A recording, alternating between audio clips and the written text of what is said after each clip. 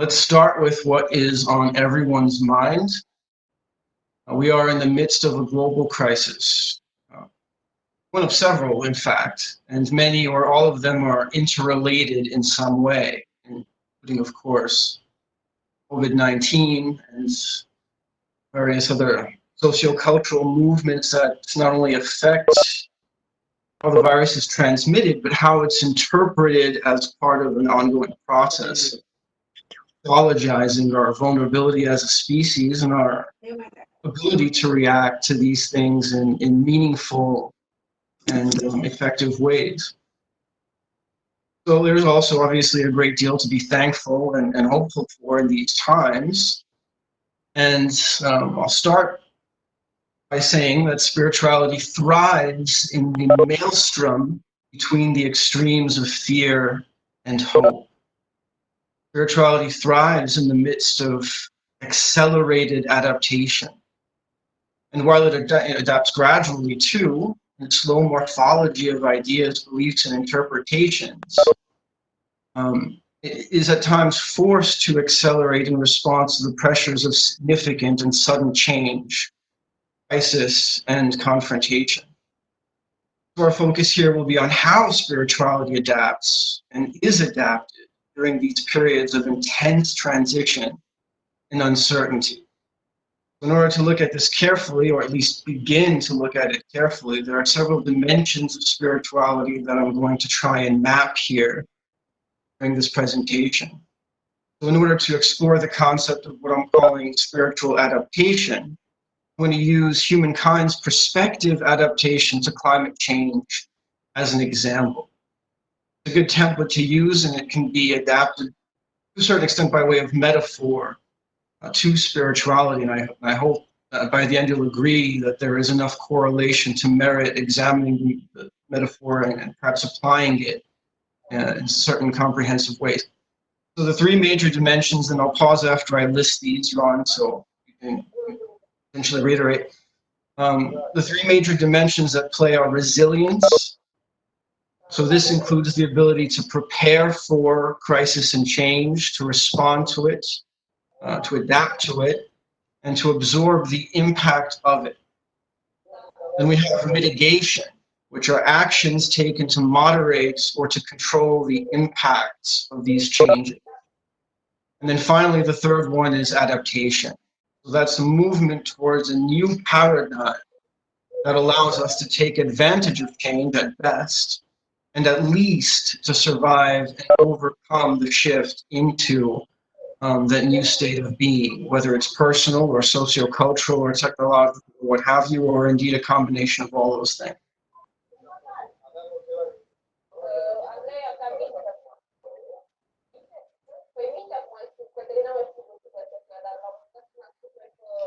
Yeah, please.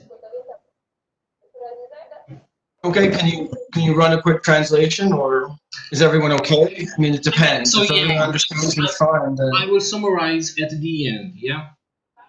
Okay, no problem. And if anyone has any questions during that, that's okay too. So the first element I'm going to talk about here is resilience. When we consider the idea of spiritual resilience, we can look at spirituality as a resource. In this sense, spirituality can be used to produce something else, namely well-being, meaning, interconnectedness, peace of mind, purpose, hope, and transformation. Those in essence are what spirituality allows us to produce for ourselves and for one another, collectively and individually.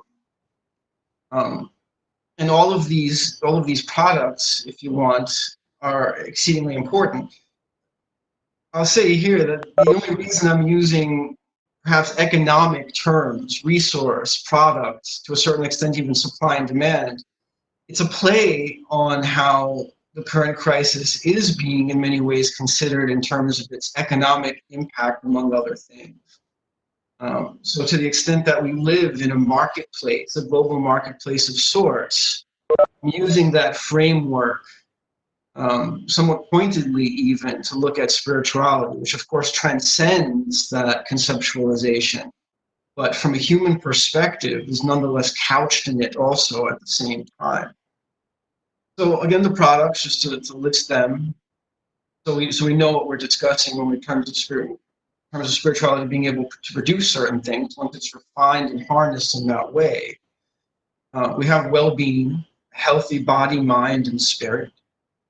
Meaning is the glue that coheres collective and individual narratives and identities. It allows us to make sense of our lives collectively and personally. Interconnectedness encourages empathy, solidarity, and cooperation. Peace of mind allows us to reason in a logical way, to think critically, to control our emotions, to provide emotional stability for ourselves, and so on. Purpose gives both meaning and direction. Hope speaks for itself. And transformation, both subtle and radical, includes many of the soteriological elements of faith. The idea that we can become more than we are, whether through salvation or dissolution into the Godhead, or by the attainment of enlightenment, moksha, or any of these things. So human beings tap into, or if you want, extract spirituality from certain sources, particularly during times of change and crisis. So these sources, first one here is community. Religious organizations and institutions, groups of people who share certain beliefs and practices are significant sources of spirituality. Communities generate a certain quality of spirituality, one that can be communicated, shared, and used to actively construct and shape ongoing collective narratives. In the past, not that long ago, communities were exclusively physical, bringing people into close contact with. There's no doubt that from a neurobiological and neuropsychological perspective, proximity heightens the range of experiences and emotions, including those distinctly associated with spirituality. Nowadays, communities exist in another kind of space, one we're occupying even now, right now, the virtual space. Proximity is measured, engaged, and experienced differently in that virtual space. Are these experiences comparable? Is participation through a remote medium comparable to participation in a physical one, in the presence of other people? If not, and if there are additional advantages to congregating in person, as large religious gatherings during or despite the risk of COVID-19 demonstrate, it remains to be seen how the spiritual resource provided by community is affected or possibly diminished by its movement into this other space. Communities, as we know, are also subject to greater contexts of which they are a part. These include socioeconomic contexts. Lower income communities, for example, express and sustain spirituality different than higher income communities. Communities with access to resources, financial and otherwise, congregate differently from those that have limited access. While the tenets of the belief system may be the same, for example, rural communities will represent those tenets differently from urban communities. The experience of worship in an opulent church or cathedral is qualitatively different than the experience of worship in a small room set aside for those gatherings. The qualities at play, I have to point out, aren't necessarily positive or negative. The idea is that additional layers of complexity change how spirituality is experienced in a community. More so, of course, when it comes to communities that are experienced in a radically different way, as, for example, online or virtual communities and physical ones. Another thing that affects communal spirituality is tension and unrest.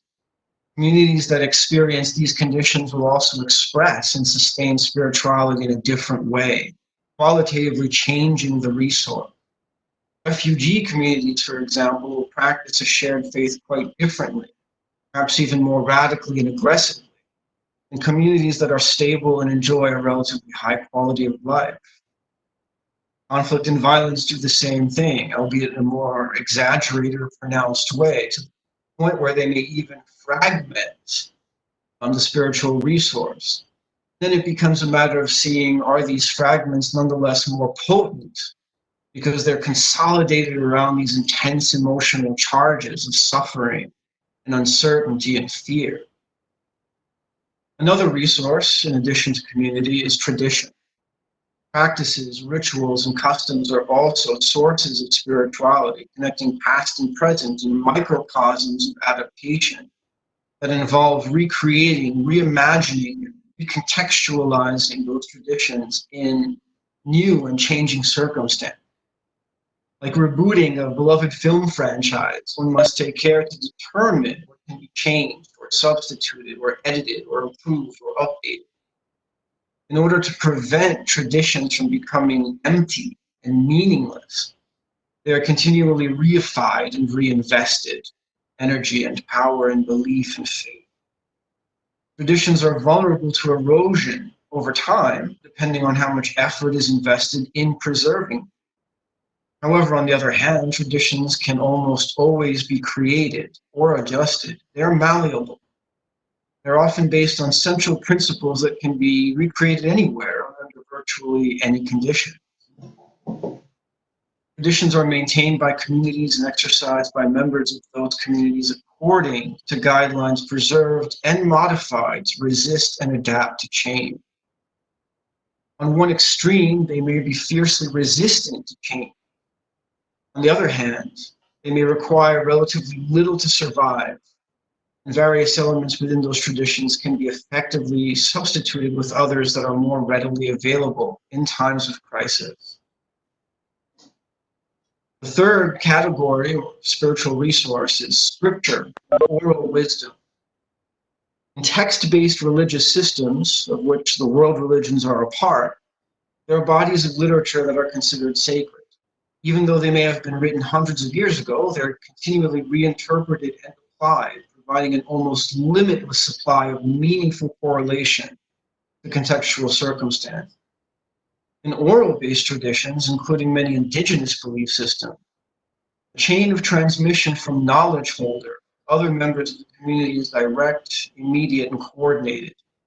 Human beings have evidently devoted a great deal of effort to preserving both.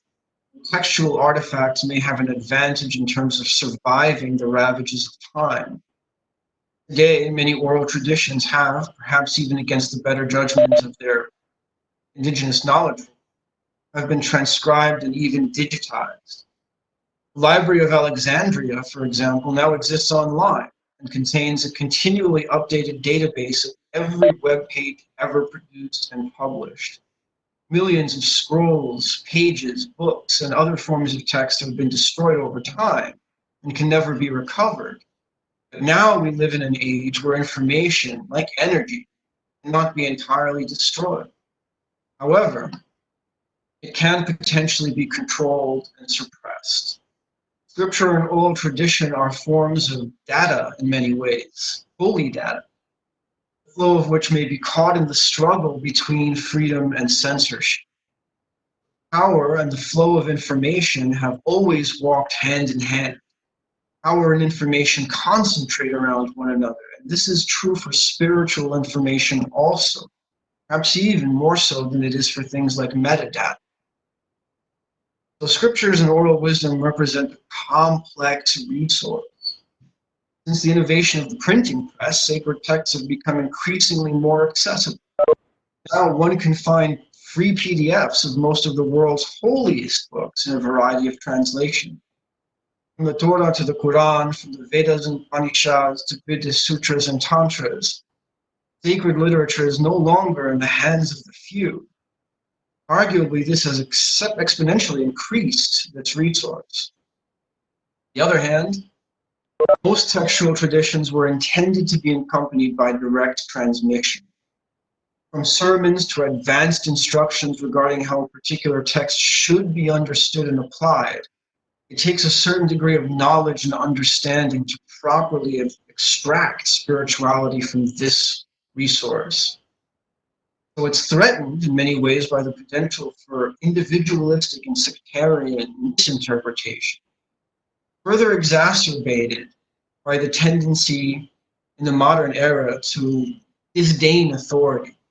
Say, I don't need someone to interpret the Bible for me. I don't need someone to teach me how to meditate. I can download a PDF, and the next thing you know, after 100,000 recitations of the mantra, I have everything that I've wanted or looked for.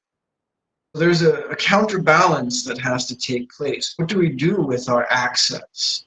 What do we do with the resource? When, in many cases, the implication is that we still need guidance as individual practitioners. Oral wisdom is a bit different. It doesn't suffer in the same way from this drawback.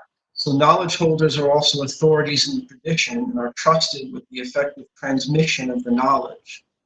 However, the resilience of this resource is affected by access to knowledge holder, by whether or not the language is preserved. For example, I work in a culture here where many of the knowledge holders are already aged individuals. If they don't transcribe their knowledge or transmit it effectively to the younger generation, the knowledge will be lost.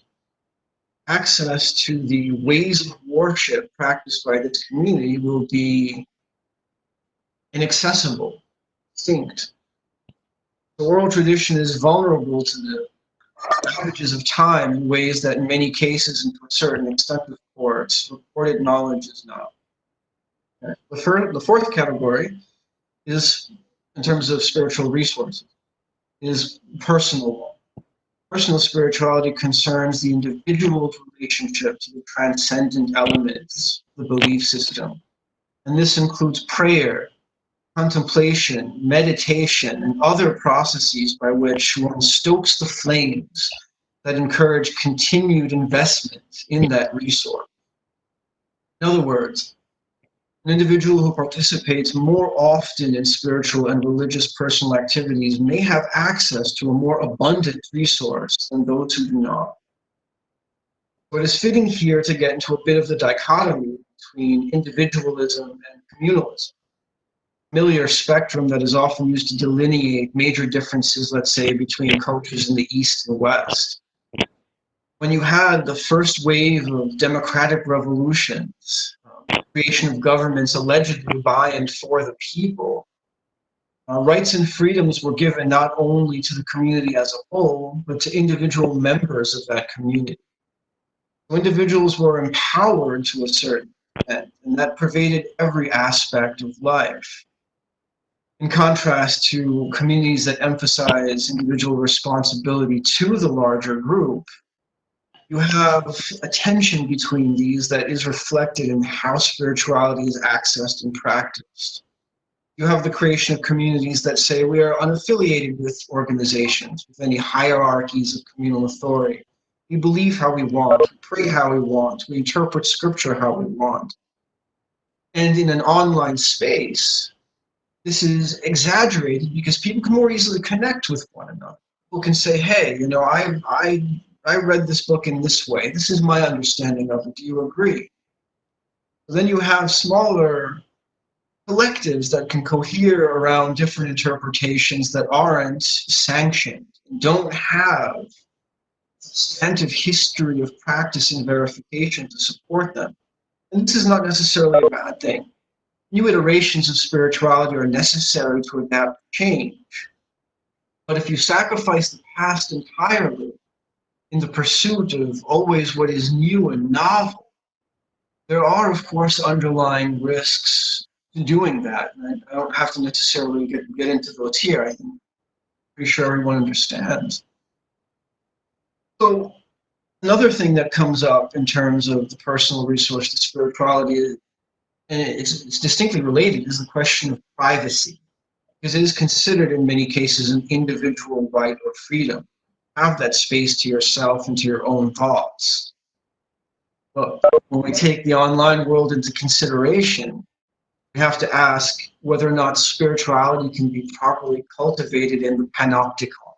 Right? When you don't know if you're being watched or at what time your privacy may be invaded, can you genuinely reach out in communion to God and to the divine? And the answer might very well be no.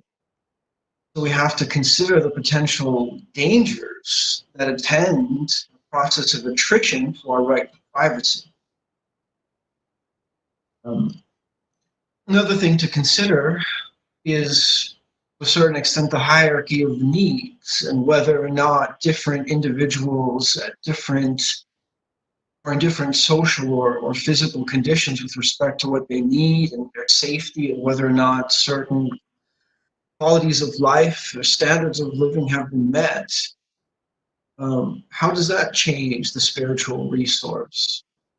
Of course, spirituality exists on all those levels. People in the most dire straits and impoverished circumstances can practice the deepest and profoundest spiritualities.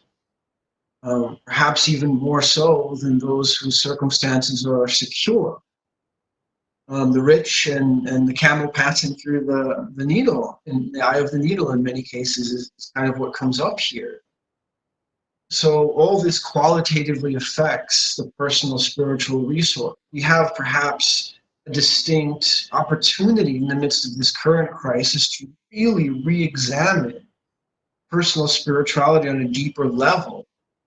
So many people, for example, can't congregate in large assemblies in many parts of the world. Well, what do? In many ways, they're obligated to cultivate this resource more directly. They wish to preserve it. If they wish to kind of bolster its resilience to the crisis and to times of change. So the preservation of all these sources, spiritual communities, traditions, literatures, and personal spaces, are crucial to spiritual resilience in general. Possible to maintain spiritual resilience with just a personal resource, but that does leave one open to things like delusion and arrogance. Without a community to create a lasting framework and substantiate it through shared experience, personal spirituality can easily deviate over time. Now, it's also possible to maintain spiritual resilience with a community resource, but unless individuals have the means to personalize and integrate those experiences with members of that community, then there's another risk, that their spiritual identity may be conflated with the will of the larger collective. And if that larger collective is usurped or contaminated by other ideologies, political ideologies, social ideologies, then that community in the practice of its spirituality may be entirely misled. And this, of course, as we know, has happened many times before, historically and currently. Sacred texts and oral traditions are intended for both private contemplation and communal experience. So unless the discourse around sacred literature is kept vibrant and dynamic, to a certain extent communal, even the holiest of books or the profoundest of oral wisdom can lose their meaning and their potency. In many cases, it's as simple as saying, hey, I had this experience. I think it connects to this part of scripture. And having someone say, yes, I can see how that would be the case. But not only to just talk about it in casual conversation, but to share the imprint of that experience and to build on it from there. That's not something that's easily accessible. It's something that takes a certain kind of connection. It cannot be casually replicated. Also something important to remember. So that covers essentially the first part of it, and then that was resilience. The next part of it is mitigation. So mitigation involves using that resource to absorb the impact of change and crisis. In our context here, spiritual resources are used to preserve provision of what spirituality is able to give to people. So that well-meaning, that interconnectedness, that meaning, right? The ability to transcend and transform. So people, when faced with change and crisis, will naturally react in certain ways. They'll try to preserve what is important and useful. It can be done. They will try to establish a healthy homeostasis, a return to normalcy, or a new normal. Spirituality and belief are among the most important things to the human race. Still, even in these times, the majority, I think, would agree with that. The digital age, which will soon become the quantum age, quantum computers are really just around the corner. And aside from perhaps a few hurdles left, other avant-garde technologies will also appear and have already begun to be visible on the horizon of progress. But all these things have radically shifted how communities form and cohere, how traditions are maintained, how sacred and oral texts and traditions are disseminated and consumed, how people interact with one another. The threat of increasingly powerful and diverse weapons of war, from the atomic to the biological and beyond, saturates the global gestalt with an ever-present ambiance of fragility and tenuousness. The whims of the powerful few, often so easily corrupted, can affect the lives of millions. But in counterpoint, the actions of even those few have become more transparent in an era of journalistic ubiquity, freedom of information, transglobal exchange, unprecedented literacy. There are all these tensions here that change and exacerbate how spirituality is able to effectively mitigate the impact of these transformations on both individuals and collectives. So in many cases, this has taken the form of conservative resistance, a kind of collective defense mechanism to preserve the resilience of existing spiritual resources. Finds that in times of uncertainty, many will gravitate towards or back toward religious affiliations and spiritual practices. In other cases, this has taken the form of progressivism, which has many dimensions. One unfortunate dimension is a certain callousness for spirituality and religion, willingness to discard both as obsolete. Another form, however, is a willingness, enthusiasm to integrate existing spiritual resources into new paradigms. Virtual communities, online churches, scriptural databases, religious blogs and discussion boards, and so on. Ideally, the integration, while not necessarily seamless, is perhaps both possible and beneficial. But this presupposes a number of things. It presupposes that God can be found in the machine. It presupposes that human beings can bring God into the mediums they use to communicate, congregate, and exchange knowledge. It presupposes that different spaces and mediums can be effectively substituted for other forms, perhaps even replace them, without compromising the integrity of the resource. In times of crisis, however, the new mediums and paradigms have not yet been completely integrated. Spiritual resources are doubly vulnerable. And they're vulnerable to pressures, internal, external, or a combination of both. Technology, for example, is both. Influence it exerts is not monolithic, but conditioned by the nature of the technology, how it's applied and distributed, how it's used by a given population, and how that population reacts to and incorporates. Telecommunication, transportation, modern medicine, miniaturization, social media have all changed how we live. New technologies promise to change what it means to be human. In order to look at how the ecosystem of spirituality are affected by changes of this magnitude, we have a number of principal concerns. First is the integrity of spiritual and religious conceptualizations, right?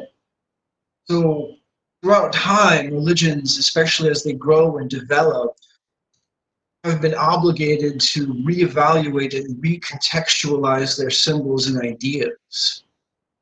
So there is a core of universality to the most profound spiritual truths, and that core links us to even the earliest and perhaps most unimaginably archaic forms of human spirituality, but at the same time, if they aren't reintegrated into the present moment, it always changes. then it allows for tensions and schisms between former understandings of certain symbols and ideas and current understandings of the same. For example, what does it mean to create the ideal Christian community in this day and age? What does it mean to celebrate certain rituals? Do they retain the same meaning over time? How does one properly interpret texts when the social conditions around their writing and around their reading in the present era are radically different? How can one substantiate personal spiritual experiences in the absence of qualified authority? So symbols, as resilient as they are in themselves, are vulnerable to change and misinterpretation. And in order to understand and recontextualize them and to mitigate the impact of crisis, it becomes necessary to look at the integrity of those symbols and how they're communicated and what meaning they carry and the effect of that meaning on the people who adhere to them and will communicate with them. The next thing to look at is the possibility of transcendence.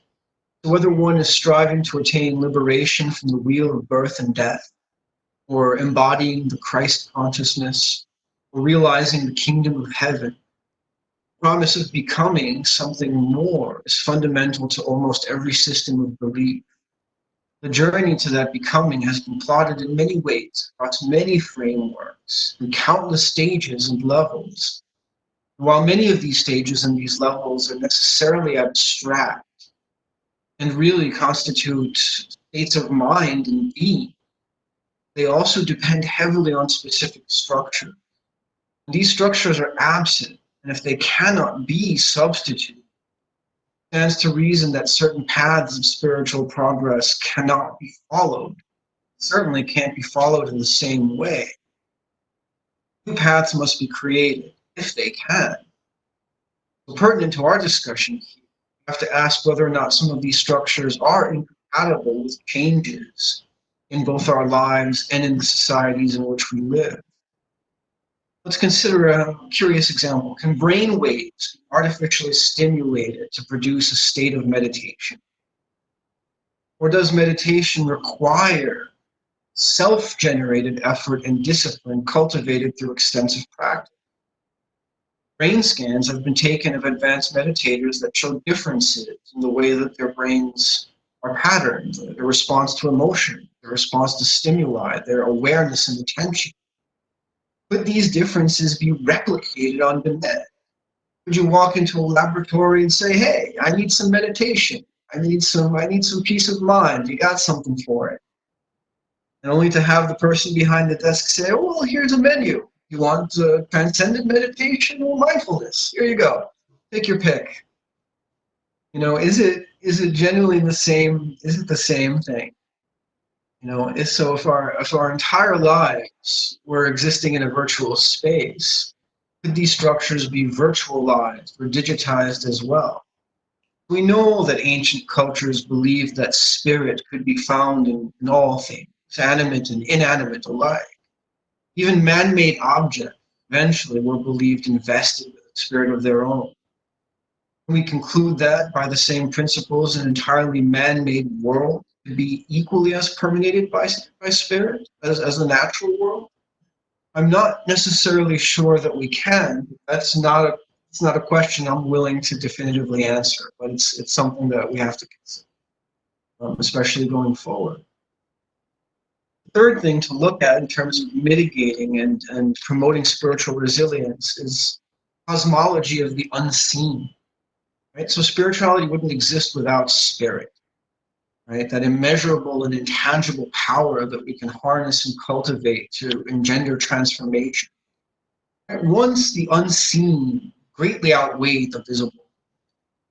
But today, science, to a certain extent, has pulled back the curtain to reveal the quantum and classical mechanics underpinning the phenomenal world, as well as the neurogenetic networks that we experience that make possible our experience of reality.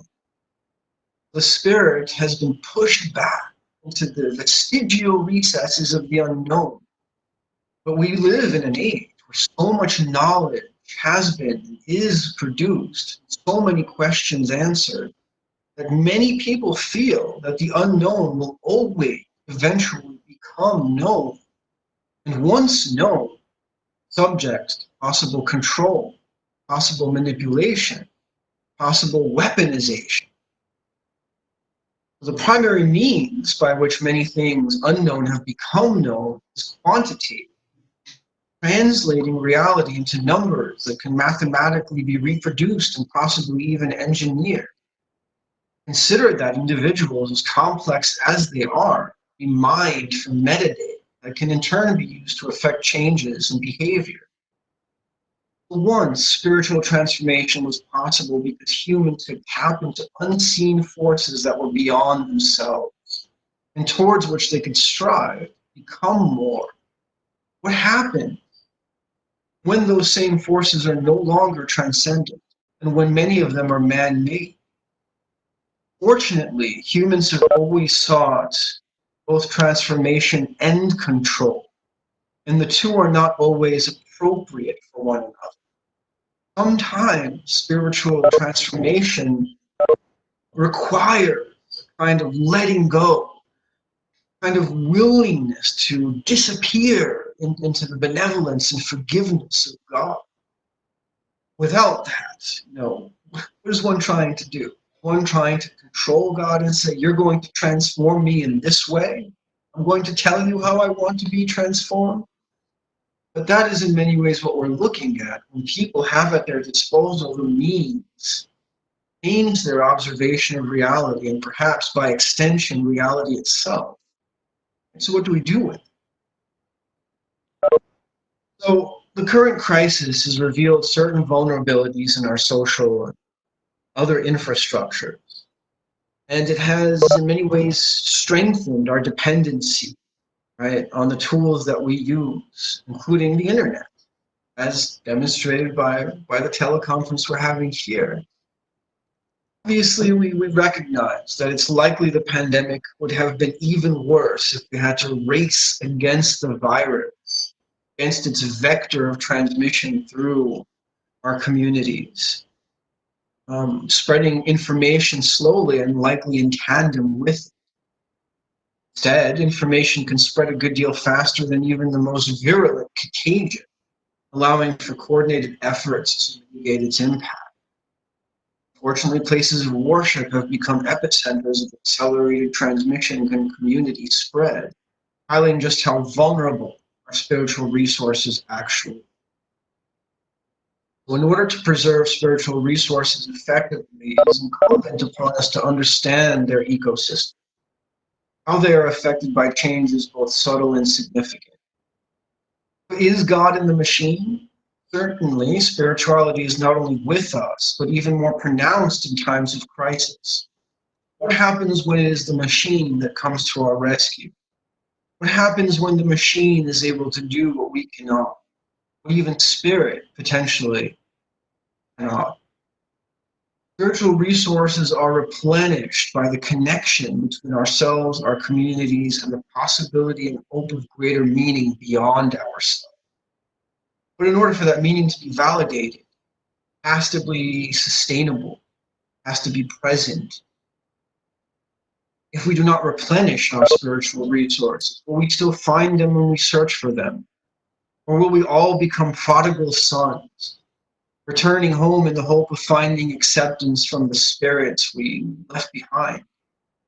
Will we find them dried up like an aquifer depleted of precious drinking water? Both resilience and adaptation are elements that can be cultivated and practiced, but the final step, adaptation, depends on whether or not we have succeeded in preserving our resources and utilizing them effectively. If we have, we will survive. Spirituality will survive. If we do not, whether because we have overestimated the extent to which our models and frameworks can be embedded into new paradigms, or because we have underestimated the cognitive dissonance involved in making that transition, we may find spirituality on the list of endangered human resources.